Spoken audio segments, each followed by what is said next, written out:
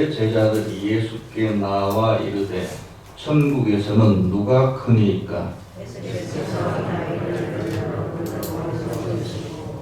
이르시되 진실로 너희에게 이르노니 너희가 돌이켜 어린아이들과 같이 되지 아니하면 결단코 천국에 들어가지 못하리라.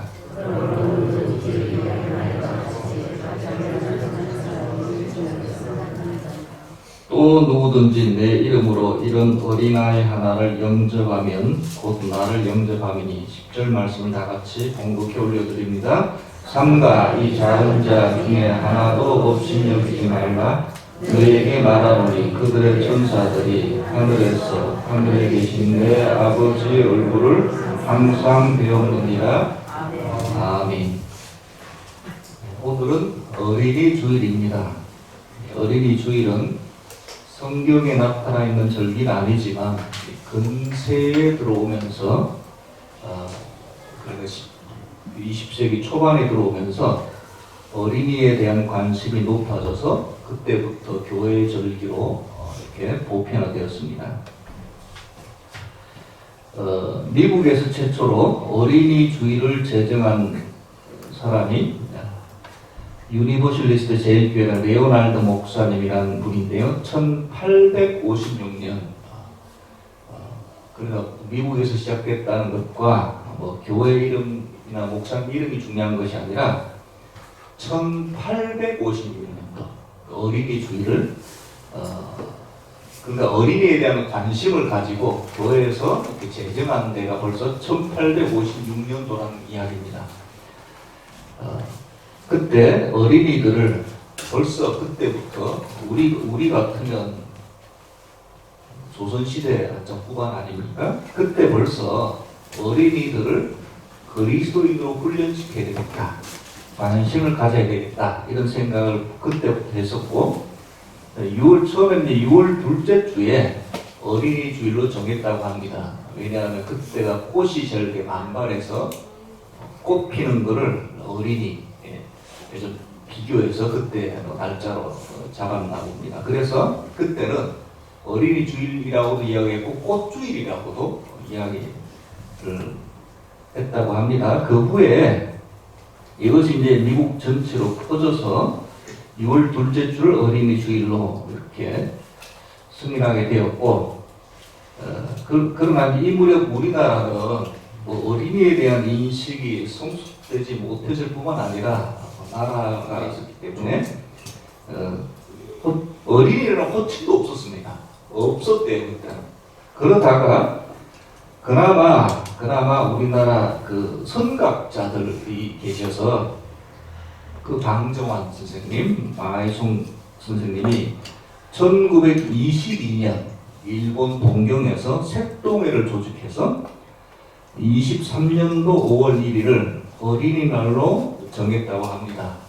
그나마 관심이 없을 걸 이 선각자들이 계셔서 그나마 이제 어린이에 대한 조금의 관심이 그때부터 이제 시작되었고, 초창기에 5월 1일이었던 어린이날이 1927년도부터는 5월 첫째 주일로, 지금 똑같이 지금 5월 첫째 주일이죠. 1946년도에 5월 5일로 어린이날은 5월 5일로 됐고, 1957년도에 어린이 헌장이 제정 공포되었고, 교회에서도 이제 1956년부터 5월 첫째 주를 어린이 주일로 변경해서 지금까지 지켜오고 있었습니다. 미국에서 가장 처음 시작되었고 관심이 1850년도였으며 한국은 그나마 늦었지만 그나마 몇몇 선각자들 때문에 비교적 그래도 일찍 제정되었다는 것, 이렇게 알고 계시면 되겠고요. 그런데 이제 어린이 주일이 제정된 1500년 전에 비하면 지금하고 상황이 어린이에 대한 관심이 너무 많이 바뀐 것 같습니다. 그때는 전혀 관심이 없었지만 지금은 너무 관심이 많아서 오히려 어린이가 아니라 상전처럼 하나 아니면 안 놓고 이 하나 놔도 귀하고 이럴 때이기 때문에 진리가 너무 많이 바뀐 것 같습니다. 그래서 그런지 스폰이 됐다 그러죠. 예, 너무 이렇게 떨다 보니까 어린이 이러면 착하고 귀엽고 이렇게 막 쓰다듬어 주고 싶고 막 그래야 되는데 그런 애도 있지만 영악해졌다 해야 되나요? 어린이가 좀 어린이다워야 되는데 어린이가 벌써 어른들의 세계를 알아요. 그래서 초등학교도 안 들어간 애들이 유치원 다니는 애들이 벌써 아빠 차키를 서로 자랑하려고 뭘 아는지 알아요. 근데 애들이 저는 좋아 보이지만은 않습니다. 그래서 어린이들이 세상이 발전되면 훌륭해져 가는 것이 아니라 점점 똑똑해져 가는 건 맞는 것 같은데 영악해져 가는 것 같아서 좀 우려스럽고 오히려 그렇게 만든 것이 어른이라는 생각이 좀 듭니다. 본문 2절에 보면 그러나 이제 예수님께서는 어린이들을 참 좋아하시고 이제 사랑하셨죠. 본문 2절에 한 어린아이를 불러 그들 가운데 세우셨다 이렇게 기록하고 있습니다. 예수님은 어린아이들을 참 좋아하셨습니다. 그리고 예수님도 어린아이들에게 인기가 많으셨습니다. 어린이들이 예수께 나오는 것을 제자들이 막으려 했죠. 그때 예수님 때는 더했죠. 어린이에 대한 관심도 없었고 사회적 지위도 낮았고 너희들 오지 마라 이렇게 막았어요. 제자들이 막았습니다. 그때 예수님께서 어린아이들을 용납하고 내게 오는 것을 금하지 말라 하면서 제자들을 좀 야단치셨죠. 예수님께서 공생애를 거의 마치시고 예루살렘에 나귀를 타시고 입성하실 때에도 누가 시킨 것도 아닌데 그 예수님을 찬양하는 종려나무 가지를 흔들고 옷을 깔고 노래를 불렀던 사람 중에 어린아이들이 많았습니다. 그걸로 봐서 참 인기가 많으셨구나. 예수님을 향해 호산나 다윗의 자손이여 이게 부르짖었을 때 다른 어른들 대제사장이라든지 서기관들이 분해했습니다. 그때 예수님께서 구약의 말씀을 인용하시면서 어린 아기와 젖먹이들의 입에서 나오는 찬미를 온전케 하셨나이다 함을 읽어본 일이 없느냐 하면서 꾸짖으셨습니다. 예수님과 어린이들은 참 코드가 잘 맞았습니다. 어른들은 돈 안 되는 아이들 향해서 애들은 가라 왜 왔냐 막았지만 예수님은 막지 않으셨고 오히려 일일이 안수해 주시면서 축복해 주셨습니다. 왜 예수님은 어린이들을 좋아하셨을까요? 반면에 왜 예수님은 그렇게 바리새인들, 대제사장들을 싫어하셨을까요? 오늘 말씀을 통해 아이들과 어른들의 차이점이 뭔지, 아이들과 다투는 제자들의 차이점이 뭔지, 어린이들과 대제사장 서기관들과 근본적으로 다른 것이 무엇인지 좀 고민하는 시간이 되었으면 좋겠고, 그래서 저와 여러분들도 예수님께 천국에서 큰 자라 칭찬받았으면 좋겠습니다. 첫째로 어른들, 제자들, 서기관들, 장로들과 다른 점이 뭐냐면 싸움이 오래 가지 않는다는 거예요. 어른들은 한번 싸우면 오래 갑니다. 잊지 않지요. 평생 갑니다. 근데 물론 아이들도 싸우는데 아이들은 사실은 더 많이 싸웁니다. 뭐 별거 아닌 거 가지고 또 3층에 이제 애들이 있어요. 지금은 또 재밌게 뭐 이렇게 재밌게 근데 매주 보면 한 번씩 보고 누가 울더라고요. 근데 또 이렇게 또 보면 재밌게 또 놀고 참 그런데도 싸워도 1, 2부만 지나면 언제 싸우냐는 듯이 희덕거리면서 놉니다. 참 그게 불가사의합니다. 1절에 그때 제자들이 예수께 나와 이르되 천국에서는 누가 크리이까?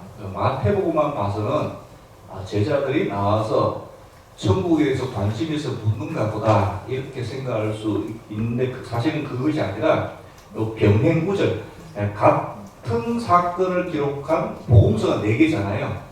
누가복음에 보면 그냥 뭐 궁금해서 물어온 것이 아니라 제자들끼리 뭐가 일이 있었어요. 누가복음 9장 46절에 보면 이제 예수님하고 제자들이 이제 예루살렘을 향해 이제 올라가는 중이잖아요. 그러다 보니까 제자들 중에 누가 크냐라는 변론이 일어났다 이렇게 기록합니다. 그러니까 제자들이 서로 누가 큰지 싸웠다는 거예요. 베드로는 이제 자기가 수제자라고 싸웠을 거고 다른 제자들은 당신은 실속이 없다, 행동하지 실속이 없다 하여튼 나한테는 자기가 뭐 똑똑하다고 하여튼 그렇게 싸웠어요. 제자들이 모든 것을 버려두고 예수님 따른 것은 사실입니다. 그러나 사실 예수님을 따른 것은 더 큰 것을 얻기 위해서 3년 동안 따랐잖아요. 예수님이 왕이 되시면 한몫 볼 생각이 있었습니다. 그래서 예루살렘에 들어가기 전에 미리 서열을 정리를 해놓아야 됩니다.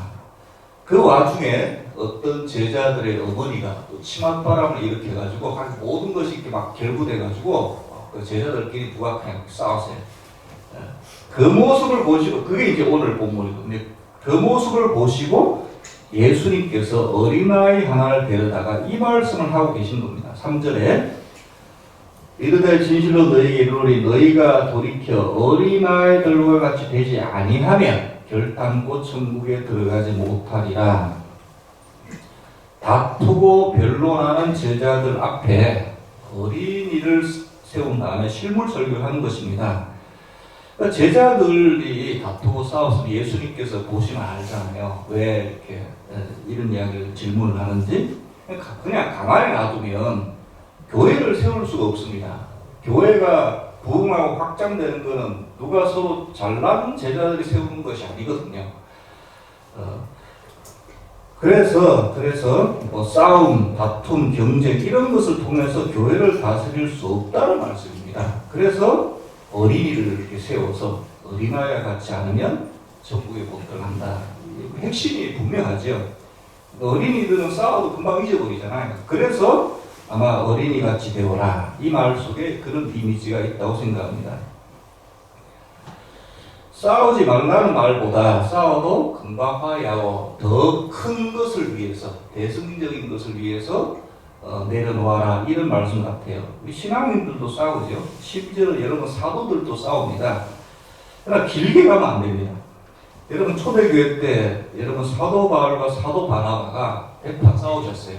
이 두 분이 얼마나 사실은 굉장히 관계가 깊었습니다. 바나바가 사도 바울을 아무도 상대를 안 할 때, 왜 사도 바울이 바울 되기 전에 교인들을 잡아다가 옥에도 집어넣고 해서 사람들이 굉장히 상대를 안 했었지. 이상한 사람이라 아주 쉽게 말하면 꼴통이죠. 아무도 상대 안 할 때 바나바가 사도 바울이 완전히 바뀌었다 하면서 사도 바울을 이끌었던 사람이 바나바입니다. 그런데 이 선교 여행을 선교를 하러 갈 때 사도 바울은 또 이게 목숨 걸고 하잖아요. 그럴 때 조수를 데리고 가는데 바나바의 조카뻘래요. 마가를 데리고 1차 선교여행 갔다가 마가가 어리니까 여러분 선교가 말이 쉽지 참 어렵습니다. 여러분 참 어려워요. 조금 하다가 도망쳤습니다. 그러니까 이제 조수가 끝까지 동행을 해야지 도망치니까 사도 바울은 그런 건 못 보거든요. 그래서 그 다음번에 또 마가를 데리고 바나바는 사람이 참 포용적이고 사도 바울도 이끌고 그러니까 한 번 실수를 해도 우리 데려가자 이랬겠죠. 근데 사도 바울은 안 된다. 물론 그것도 좋지만 하나님이 선교하는데 그거는 인정받을 수 없다 해서 두 분이 대판 싸웠어요. 사도 바울과 바나바가 싸워서 결국 갈라졌습니다. 그러니까 그럴 수 있어요. 그럴 수 있는데 나중에 여러분 바울 서신을 보면 그러니까 이런 일이 있고 나서 한참 뒤에 사도 바울이 마가를 극찬하는 장면이 나옵니다. 그러니까 교회를 세우고 더 큰 선교를 위해서 결국 사도 바울도 자기 성적을 꺾고 마가를 세워준 거죠. 여러분, 결국 여러분 하나님 나라를 위해서 마가를 키운 겁니다. 결국 여러분 이 마가가 어떻게 됐습니까? 마가 이제 베드로 사도 조수가 되었고 결국 마가복음을 기록한 복음서 중에 마가복음이 제일 먼저 나왔거든요. 순서는 마태 뒤에 있죠. 제일 먼저 나왔어요. 마가복음이. 그 마가복음을 기록한 최초의 사람이 바로 사도도 아니고 사도의 조수인 바나바의 생질인 사도 바울이 그렇게 야단쳤던 바로 마가가 마가복음을 기록한 거거든요. 결국 이제 여러 다툼이 있을 수 있지만 큰 하나님의 교회 때문에 내려놓은 것이죠. 예수님께서 다투고 예수님께 우르르 몰려온 제자들에게 어린아이를 이렇게 세워놓고 한 이유 중에 하나가 바로 그것이 아닌가 생각합니다. 그런데 오늘 말씀에 보면 그것만 있는 것이 아니라 이 어린이들과 어른들, 대제사장들, 제자들하고 다른 것이 뭐냐면 제자들이 서로 다툰 거는 결국은 명예욕 아닙니까? 대접받으려고 하는 건데 5절에 보면 또 누구든지 내 이름으로 이런 어린아이 하나를 영접하면 곧 나를 영접함이니. 아까 그 위에 말하고 조금 다른 결이 다른 말씀이에요.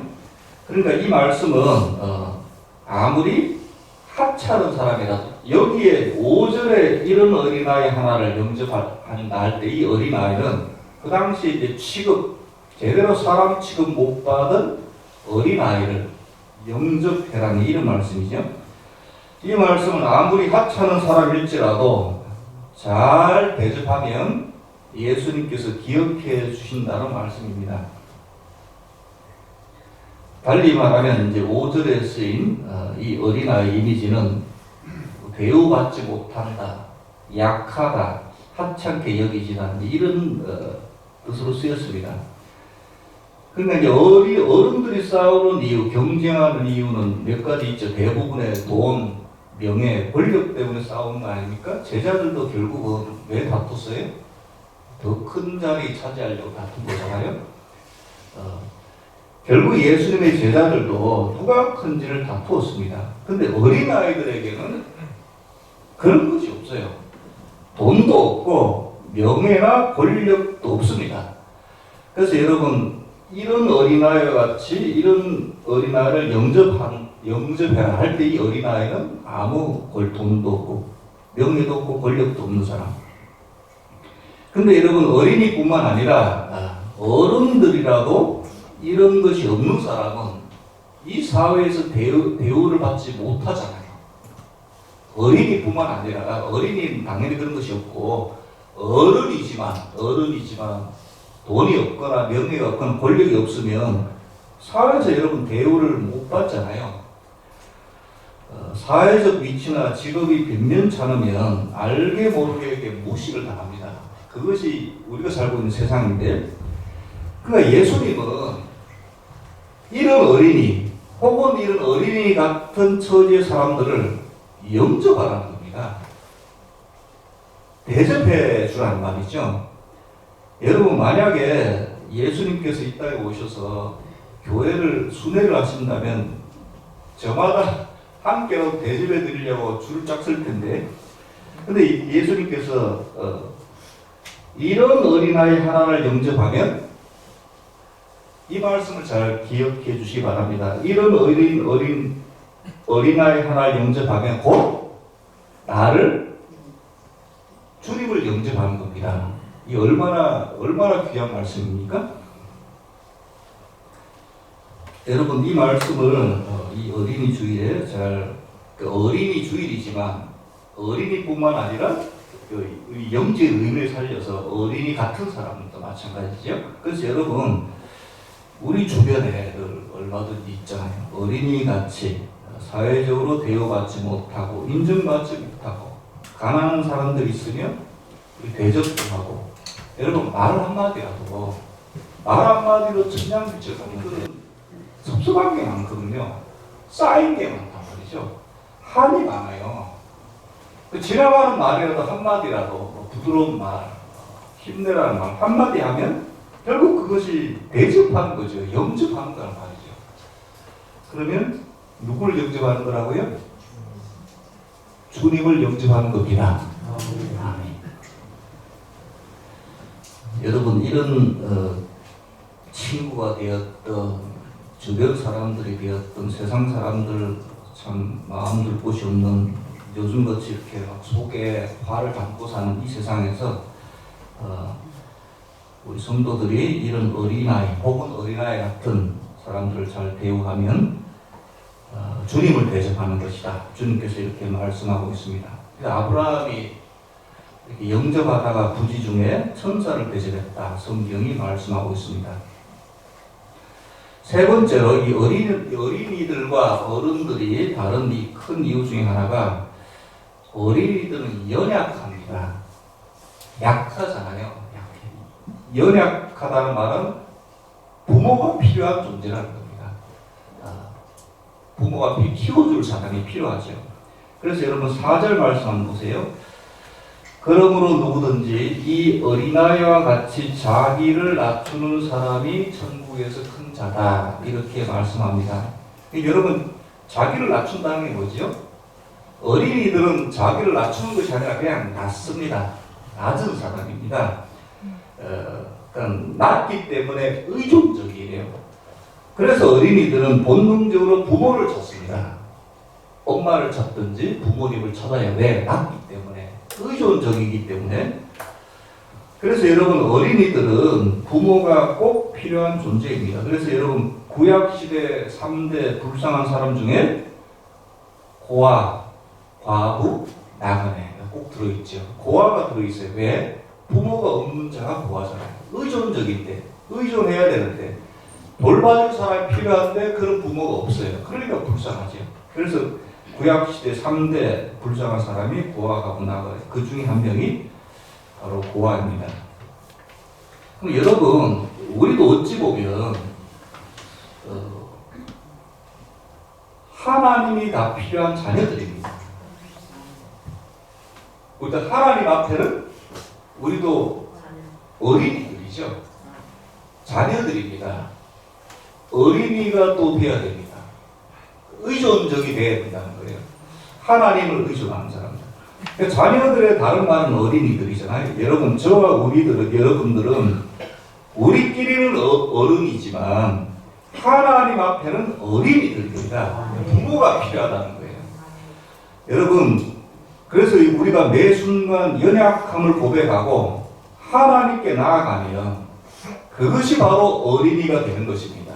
그것이 그것이 본문 앞에 자기를 낮추는 것입니다. 다시요. 자기를 낮추는 게 대단하게 뭘 꺾어버리는 게 아니라 하나님께 항상 나아가고 하나님께 의존하고 하나님을 붙들면 그것이 다른 말로 자기를 낮추는 된다. 그런 자가 천국에서 크다. 여러분, 주님께서 유난히 어린이들을 좋아하신 이유는 주님과 닮았기 때문입니다. 의존적이고 예수님도 항상 만왕의 왕이요 만주의 주이시지만 항상 여호와 하나님과의 관계, 내가 저 안에 저가 내 안에 항상. 그래서 주님께서 어린이들을 좋아하시는지 모르겠습니다. 그러나 바리새인, 대제사장 서기관들은 전혀 닮지 않았잖아요. 여러분, 아이들은 부모를 닮습니다. 부모의 등을 바라보고 살기 때문입니다. 말과 행동이 닮습니다. 의존적인 말을 좀 쉽게 풀면 말과 행동이 닮아가는 자들. 그래서 예수님께서 어린이들을 좋아하시는지 모르겠어요. 어린이들은 필수적으로 누구를 닮아가니까요? 부모님을 닮아가니까. 요즘은 한 세대 건너뛰어서 할아버지, 할머니들이 애들을 많이 키워서 할아버지, 할머니를 닮는데 그것도 맞는 것 같아요. 그냥 부모님을 닮든 할아버지, 할머니를 닮든 간에 닮아간다는 거예요. 왜? 보고 배우는 게 그거니까. 그래서 여러분, 어린아이와 같이 자기를 낮춘다는 말은 그 주님을 보고 닮아가려고 노력한다는 말과도 같습니다. 뭘 대단히 꺾어버려 낮추는 것이 아니라 주님을 닮아가는. 아이들이 얼마나 주님 부모를 잘 닮는지 가끔가다 인터넷에 이렇게 애들 시험 친 거 시험 문제하고 답 당겨보면 참 정말 기상천외한 답들을 참 많이 달거든요. 보니까 도덕 시험을 쳤는데 시험 문제가 그거예요. 이웃집 아주머니가 사과를 사오면 어떻게 대답해야 되는가? 정답이 뭘까요? 문제 저기 요지가 뭐예요? 정답이 뭘 것 같아요?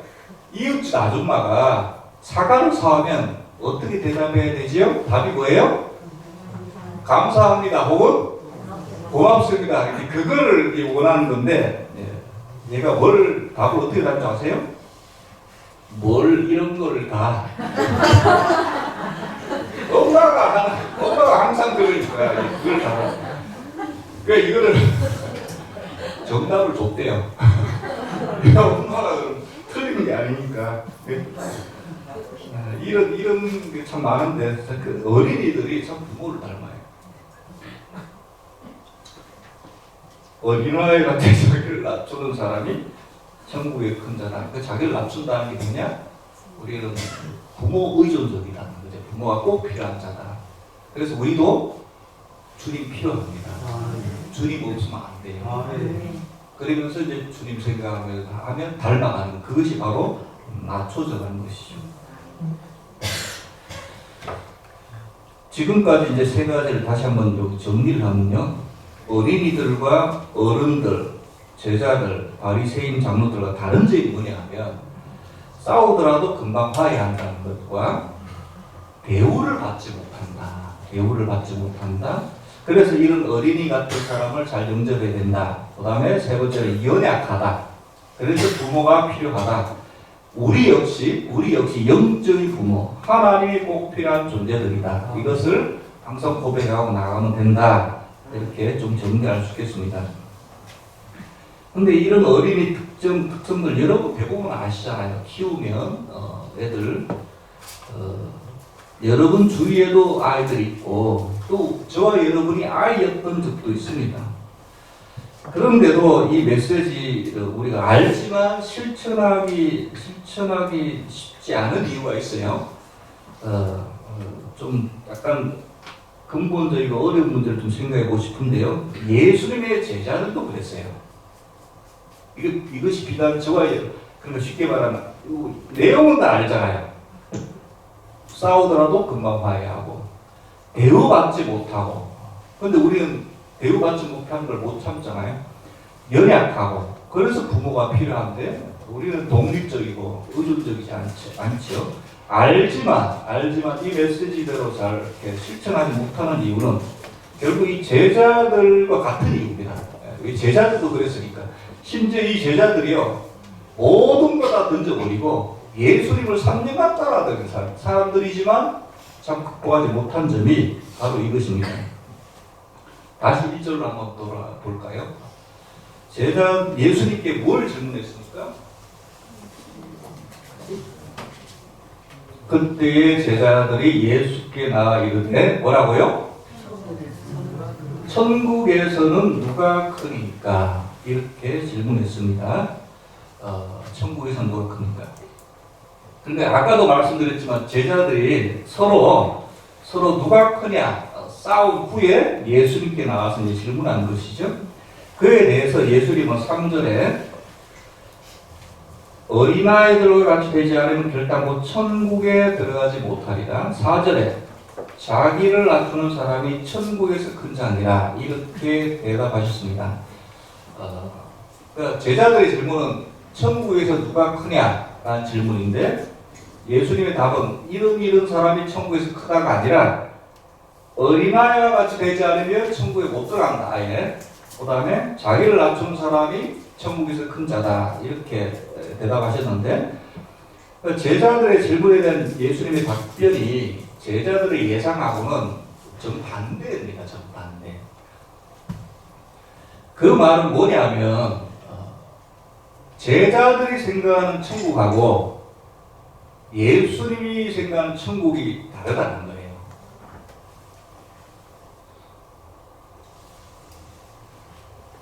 그렇죠. 그러니까 이 답변이 정반대거나 예상치 못한, 그러니까 제자들이 예상한 답이랑 예수님 답변이 다르잖아요. 다르다는 거는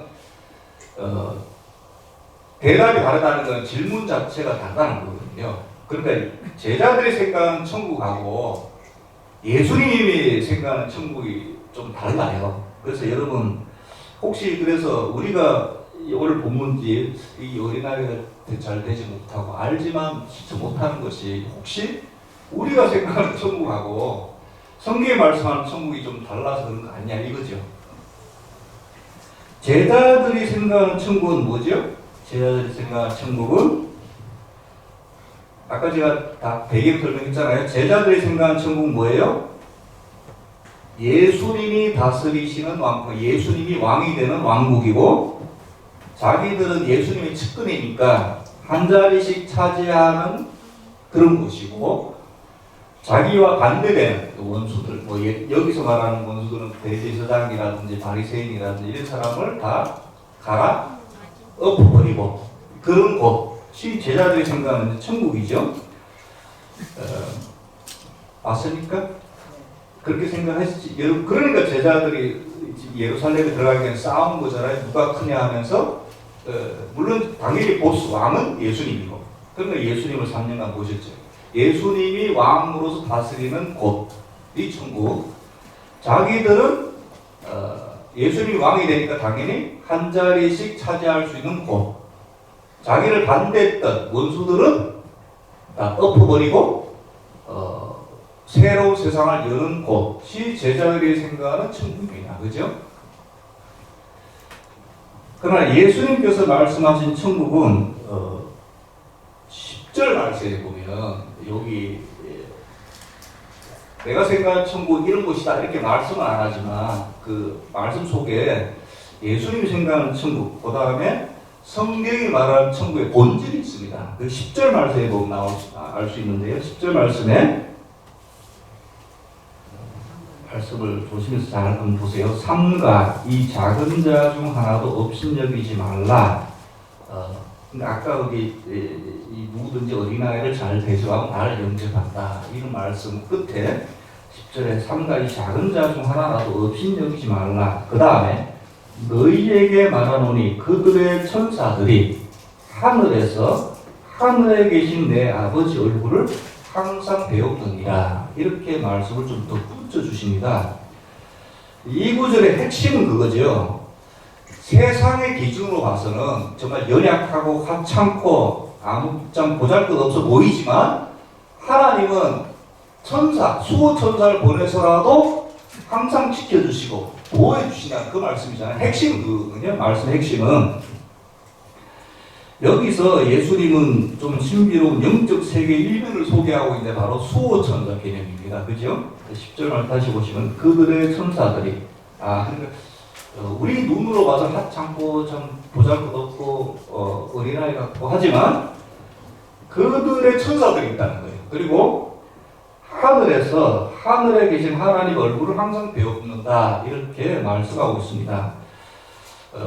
성경은 많지는 않지만 개인이나 교회나 우리 요한계시록 수요일마다 할 때 여러분 아시아는 각 교회에 사자들이 다 천사들이 있잖아요. 그 다음에 국가라든지 개인, 교회, 국가를 수호하는 수호 천사의 존재를 성경은 인정합니다. 자세히 설명하고 있진 않아요. 하여간 핵심은 하나님은 다시 한번 연약하고 별 보는 사람까지도 세세하게 지키시고 보호하니까 함부로 하지 말라는 거죠. 머리털까지 다 세심받은 사람이니까 너희들이 그를 멸시하면 나를 멸시할 거다. 그렇게 말씀하셨잖아요. 이 말씀을 하시면서 예수님의 천국에 대한 생각을 알 수 있는데 예수님의 천국은 뭐죠? 다시 10절 말씀. 하늘에서 하늘에 계신 내 아버지 얼굴 항상 배우느니라. 이건 천사가 배우는 말도 되지만 그 천국, 예수님에 대한 천국의 본질이 뭐예요? 아버지 얼굴을 항상 배우는 곳. 무슨 말씀인지, 예. 물론 이 속에 들어있는 핵심은 거예요. 천국은 뭐냐? 천사들이 하늘에서 하늘에 아버지 항상 배운 거 천국이잖아요. 예수님께서 천국 이거죠. 아버지 얼굴, 내 아버지 얼굴을 항상 배우는 곳이 천국이에요. 본질이 그거란 말이에요. 그러면 다시 아까 제자들의 천국. 여러분, 제자들의 천국은 예수님을 보수로 모시고 그동안의 고생에 대한, 여러분 공공에서 이것이 틀렸다는 것이 아니에요. 이게 맞아요. 제자들의 천국은 예수님을 주인으로 모시고 그동안 고생에 대한 보답으로 자신들을 한 자리 차지하고 기존의 세력들, 원수들을 엎어버리는 곳이 천국이잖아요. 여러분 이게 맞습니다. 이거 천국 맞아요. 틀리지 않아요. 여러분 천국은 예수님을 주인으로 모시는 것 맞잖아요. 이 세상은 사탄마귀가 주인이지만 천국은 예수님이 주인 되신 곳 아니에요? 맞잖아요. 그러니까 제자들의 생각이 틀린 게 아니라 맞아요. 그동안의 고생에 대한 보답을 받는 곳 맞습니까? 틀립니까?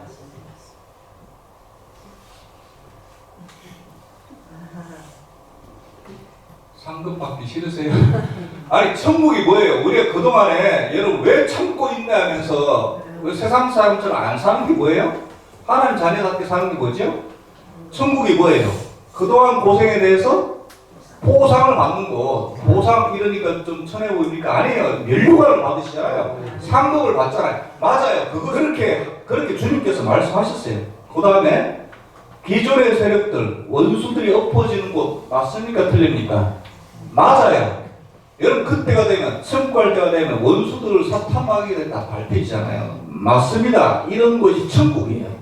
그런데 여러분 이거 천국의 모습 맞지만 이건 상급이고 열매로서의 천국이지 본질적인 건 뭐예요? 본질적인 것은 제자들의 생각 천국 중에 하나를 맞았어요. 예수님을 뭐로 모시고? 그거 맞아요. 그게 본질이죠. 예수님을 모시고 그 다음에 항상 하나님의 얼굴을 배우는 곳. 그것이 천국이에요. 거기까지 생각이 못한 것이지. 근데 여러분 나만 하나님 얼굴을 배우는 것이 아니잖아요. 나만 항상 하나님 얼굴을 배우는 것이 아니라 우리가 같이 하나님의 얼굴을 뵙습니다. 그래서 여러분 싸워도 길게 하면 안 되고 그래서 어린아이처럼 낮추는 것이 하나님께서 원하시는 것이기 때문에 하나님께서 원하시는 거니까 우리가 항상 하나님 얼굴을 보려면 뭐라고 하는 신용이라고 해야 되잖아요. 내가 뭐 영접하고 싶어서 영접하면 제일 좋지만 그런 사람도 있습니다. 참 마음이 정말 참 예수를 안 믿는 사람 중에도 그런 사람이 있어요. 구제를 많이 하고 그 참 약한 사람 보면 좀 도와주고 가끔가다 TV에 보면 그런 분들이 있잖아요. 막 평생 시장에서 모으셨던 시장에서 1,000만 원 모으기가 얼마나 어렵습니까? 근데 그거를 자급으로 내놨다. 이런 정말 참 우리 신앙인이지만 야 대단하다 이런 분들이 많이 있습니다 세상에. 그래도 우리는 그런 마음이 때문에 안 들지라도 그래도 어린아이 같은 사람들 어린이를 영접하는 것은 하나님께서 원하시기 때문이에요. 그 하나님을 항상 배우려면 그래도 하는 신용이라도 해야지. 하는 신용. 내 자신을 누구든지 자기를 낮춘 사람. 내 자신을 죽이는 걸 누가 좋아해요? 아무도 좋아하는 사람 없어요. 죄성을 갖고 있는 사람은 다 좋아하는 사람 없어요. 그러나 그것이 하나님께서 원하시고 기뻐하시는 것이기 때문에 그렇게 하려고 하는 것 뿐입니다. 어린아이 같이 자신을 낮추는 건 누가 좋아합니까? 아무도 좋아하지 않아요. 여러분 이 세상에서 대접받고 싶어하지, 노력에 대한 보상을 받고 싶어하지. 그래도 그렇게 하려고 조금이라도 해보려고 시도하는 것은 내가 항상 하나님의 얼굴을 배우는 연습을 하는 겁니다. 천국은 어떤 곳이라고요? 항상 하나님의 아버지 얼굴을 배우는 것이잖아요. 그 연습을 여기서 하는 겁니다. 여기서 조금이라도 내 자신을 낮추고, 혹은 싫지만 내 자신을 낮추거나, 그 다음에 그런 사람들 보면 나도 막 낮춰보고 싶지만 그렇게 보지 말라 하시기 때문에 영접하고 대접하려고 노력하는 것은 결국 뭐예요? 하나님 얼굴 배우는 연습을 하는 거예요.